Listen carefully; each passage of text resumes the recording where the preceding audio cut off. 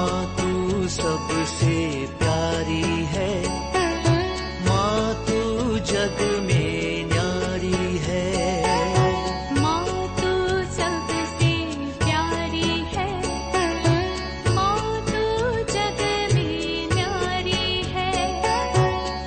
अपने आंचल में रखना, अपने आंचल में रखना। हमें वरदानों से भरना। माँ तू सबसे प्यारी है, माँ तू जग में न्यारी है। माँ तू सबसे प्यारी है, माँ तू जग में न्यारी है। Mr. Rajan Samuel, a great missionary in Hindi heartland, first class with distinction.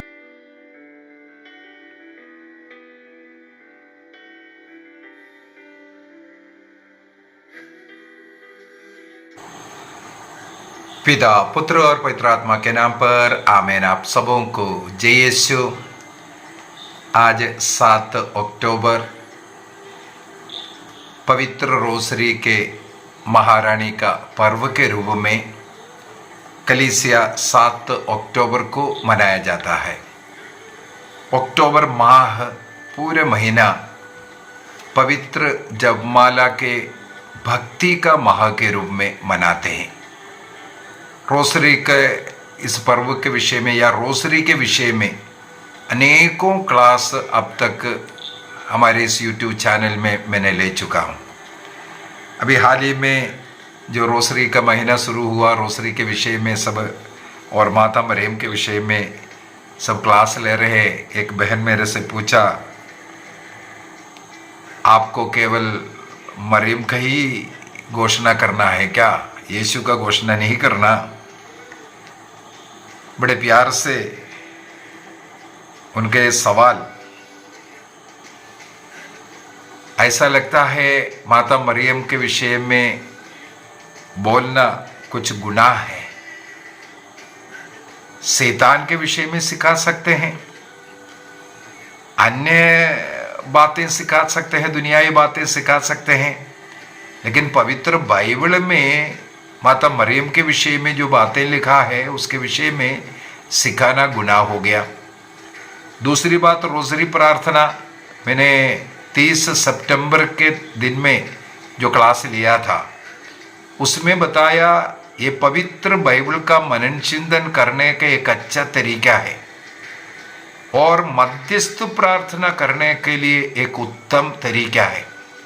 अन्य लोगों के लिए, विश्व के लिए, हमारे व्यक्तिगत जरूरतों के लिए सब प्रार्थना करने के लिए और प्रभु ईसा मसीह के मुक्ति कार्य पर मनन चिंतन करते हुए प्रार्थना करने के लिए, माँ मरियम के हाथ पकड़कर प्रभु पर मनन चिंतन करने के लिए, उनके मुक्ति कार्य पर मनन चिंतन करने के लिए एक सरल तरीका है यह रोसरी भक्ति।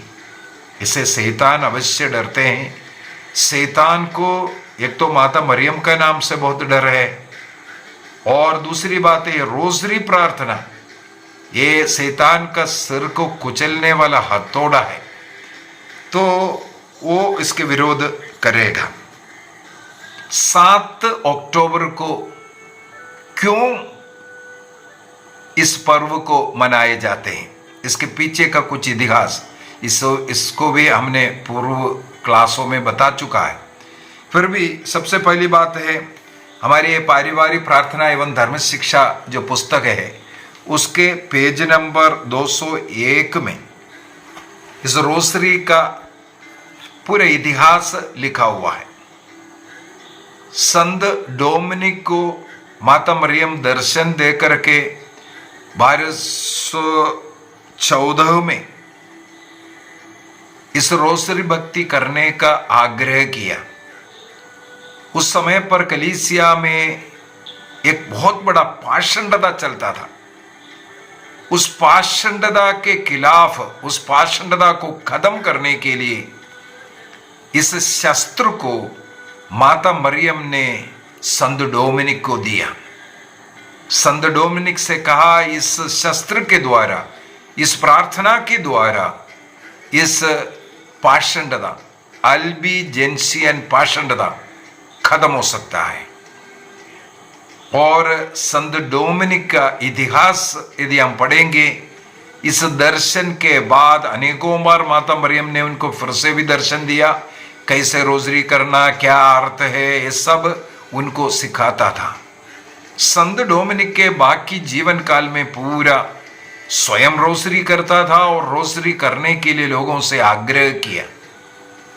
इसके बाद करीब 100 वर्षों के बाद नेक्स्ट जो एलन डी रोक, माता मरियम का और संत डोमिनिक का दर्शन उन्हें मिलता रहा।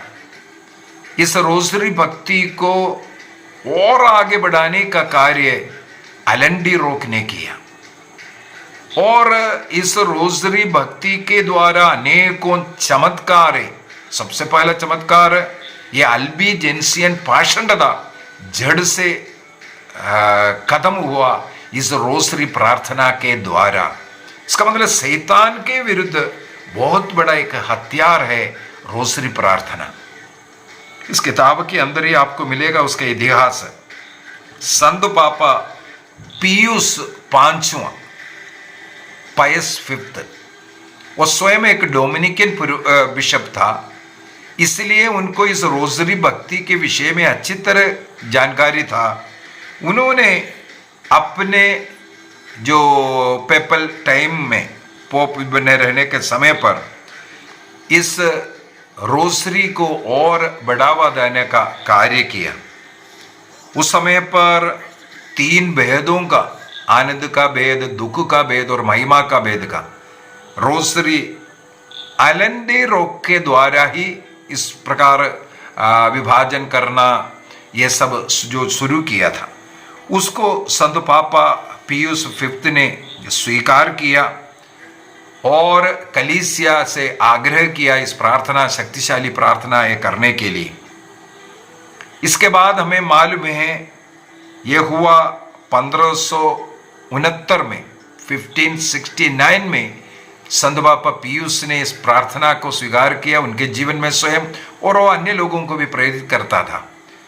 और करीब 2 वर्षों के बाद अर्थात 1571 में एक लड़ाई हुआ जिनको लेपेंडो वार कहते हैं। टर्किश आर्मी, नेवल आर्मी क्रिस्तीयों के ऊपर आक्रमण, कई क्रिश्चियन कंट्रीज को अपने कब्जे में कर क्रिस्तीय जो मोन्यूमेंट्स को सब विनाश कर ये आगे बढ़ रहे थे। तब संत पापा पियूस पांचवें ने लोगों से आग्रह किया, रोसरी उठाओ और रोसरी प्रार्थना करो ताकि इस टर्किश सेना हमारे ऊपर आक्रमण करने के लिए आ रहा है, उन पर हम विजय प्राप्त कर सके। 1571 में वो लोग क्रिश्चियन सेना के ऊपर आक्रमण करने के लिए आया। 7 अक्टूबर के दिन में जिस बड़ा सेना लेकर के अनेकों शिपों के साथ क्रिश्चियों के ऊपर आक्रमण करने के लिए जो आया, उनके शिपों को समुद्र में डुबाया गया, कई कब्जे में हो गया, बाकी भाग गया। इस प्रकार उस जगह पर विजय प्राप्त किया। इसलिए उस समय पर संत पापा ने, पियूस पांचवें ने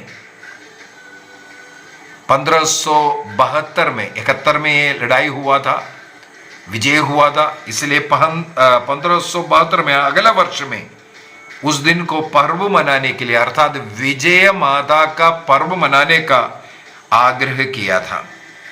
और 1573 में अगला संत पापा बना ग्रिगरी 13वें ने इस विजय माता का पर्व को रोसरी का पर्व नाम डाल करके उसको मनाने का निर्णय किया।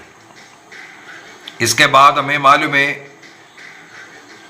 एक और बार इस टर्किश सेना के साथ लड़ाई हुआ। यह 1716 में पहला था 1571 में, 1571 में। सेकंड वार लड़ाई हुआ 1716 में, 1716 में। उस समय पर भी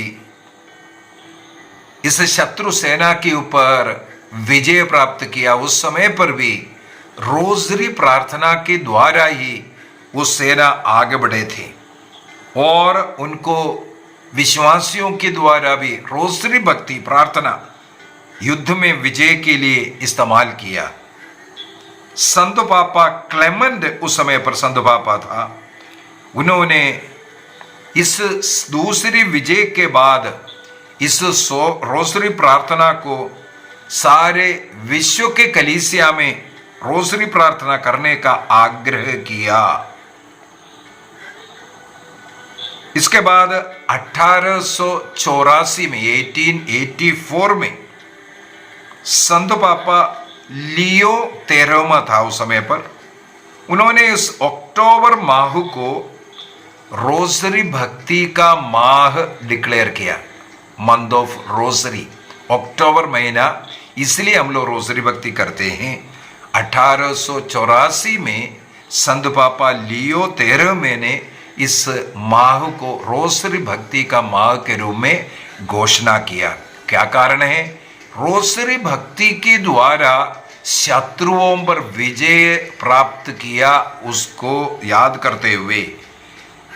और संत पापा पियूस 10वें ने, पायस 10th ने 1913 में, 1913 में इस 7 अक्टूबर को रोजरी की रानी का पर्व के रूप में घोषणा किया।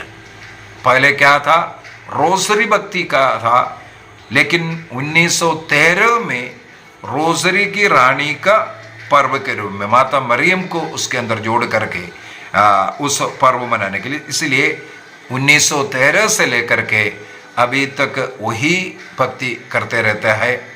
और 7 अक्टूबर को रोजरी की रानी माँ मरियम का भक्ति के रूप में हम लोग मनाते हैं। केवल इतना ही नहीं, इस रोजरी के विषय में हमारे उस किताब के अंदर बहुत और बातें आपको पढ़ने के लिए मिलेगा। लेकिन इस रोजरी के द्वारा अनेकों चमत्कार जो होता है, मेरे विचार में लास्ट ईयर के अक्टूबर माह में मैं इसी के ऊपर अनेकों क्लास ले चुका हूँ।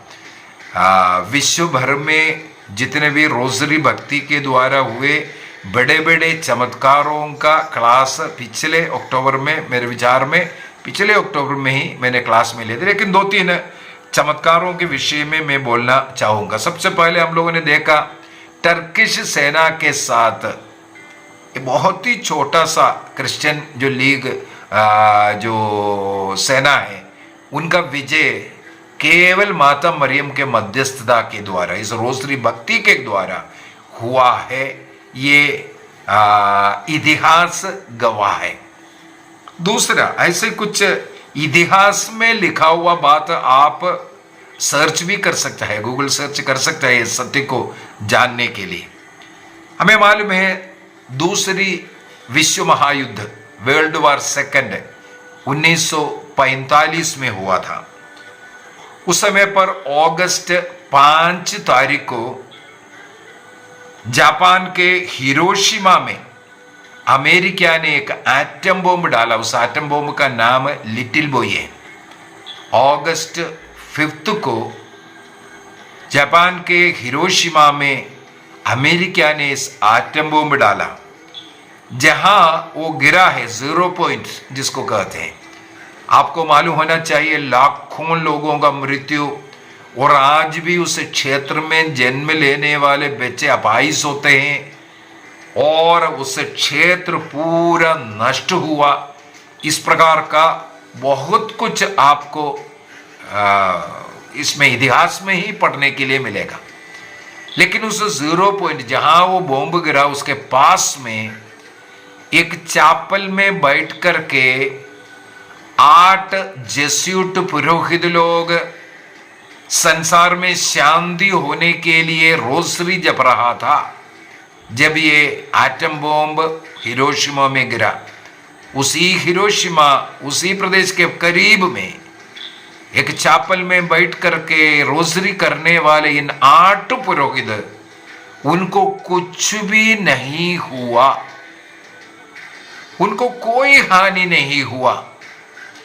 मुझे पढ़ने के लिए मिला इन 8 के शरीर में करीब 200 बार जांच किया गया समय समय पर, क्योंकि इस एटम का कोई रिएक्शन, कोई इफेक्ट इनके शरीर में पड़ा है कि नहीं देखने के लिए पूरे साइंटिफिक के परीक्षण में पाया गया इन 8 पर उस एटम बम जो गिरने का, फटने का कोई भी जो नेगेटिव इफेक्ट नहीं हुआ।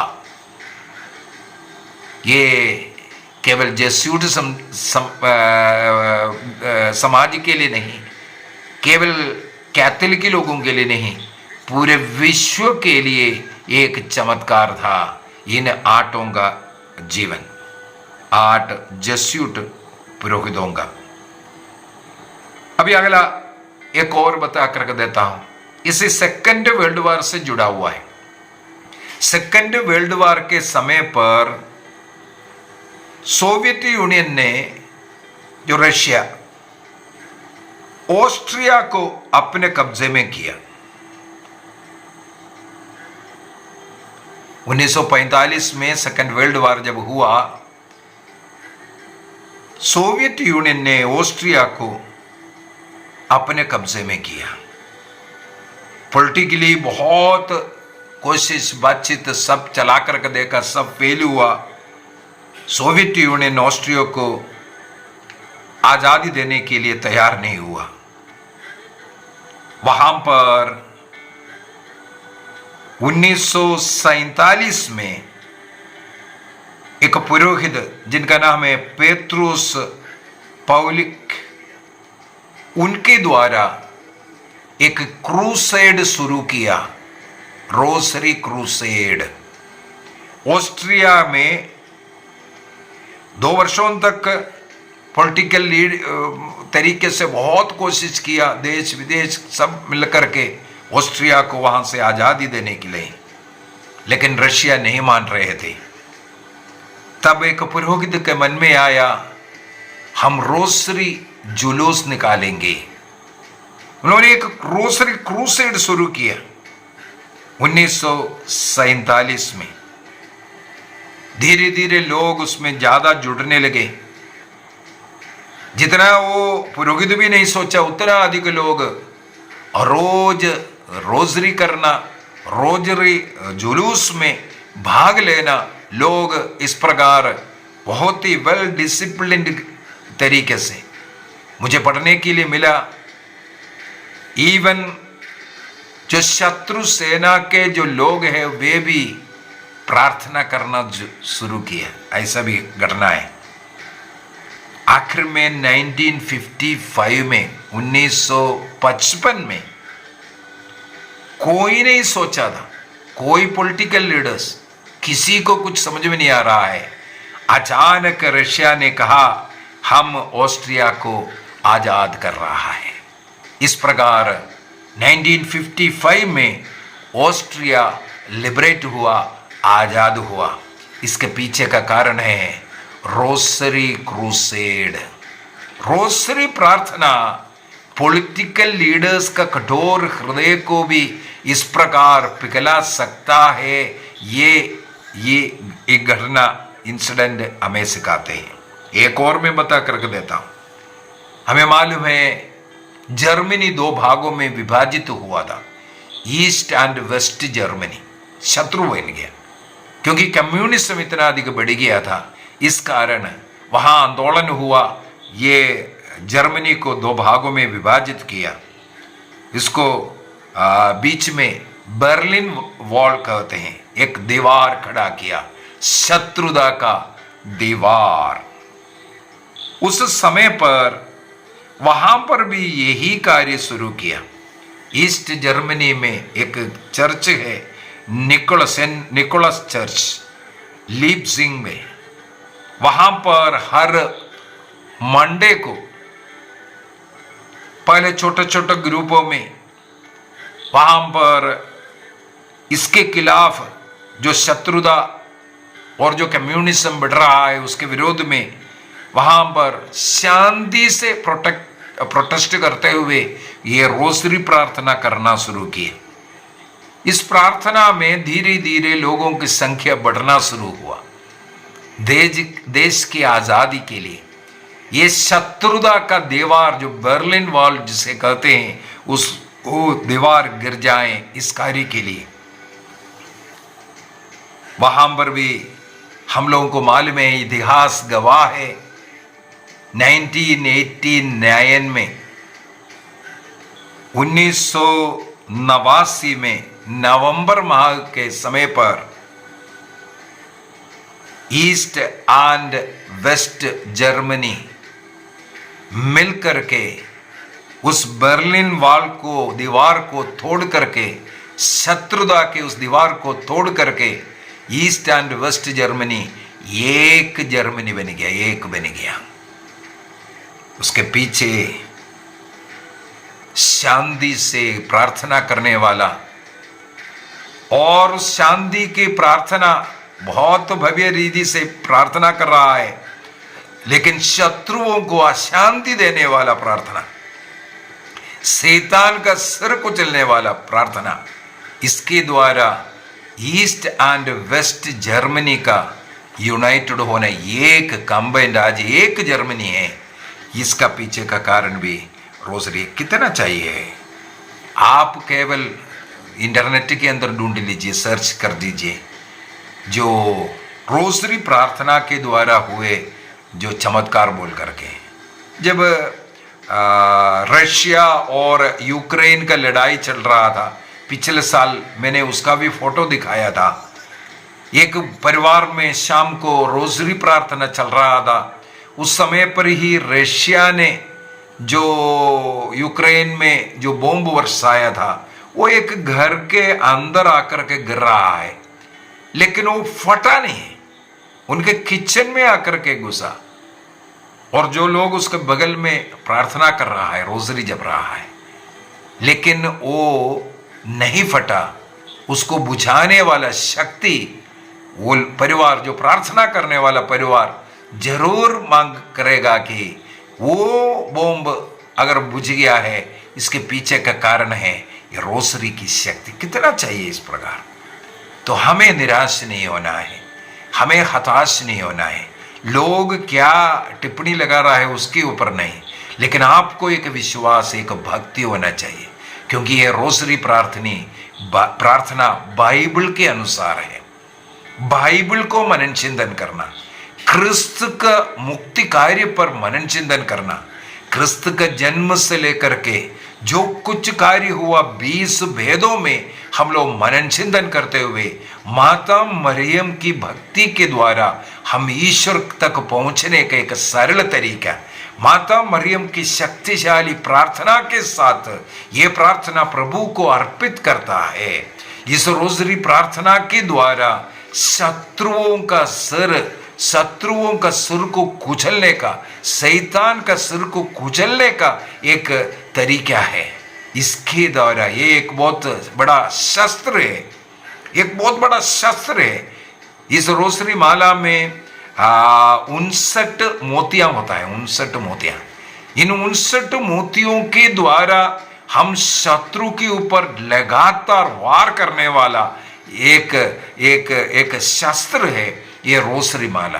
तो इसको जब इस्तेमाल करेंगे आप उन शत्रुओं पर, विशेषकर जो शैतान के जो शत्रुता है, उससे आप बच सकता है।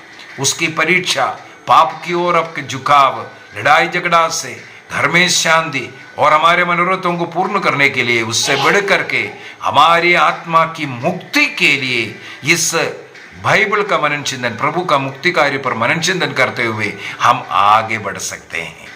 आइए हम अपनी आंखें बंद करें, निर्णय करें, रोज ये चारों रोसरी, आनंद का भेद, प्रकाश का भेद, दुख का भेद, महिमा का भेद, ये चारों रोसरी पर करते हुए एक संपूर्ण रोसरी, इसके द्वारा प्रभु यीशु मसीह के संपूर्ण मुक्ति कार्य पर हम मनन चिंतन करते हैं।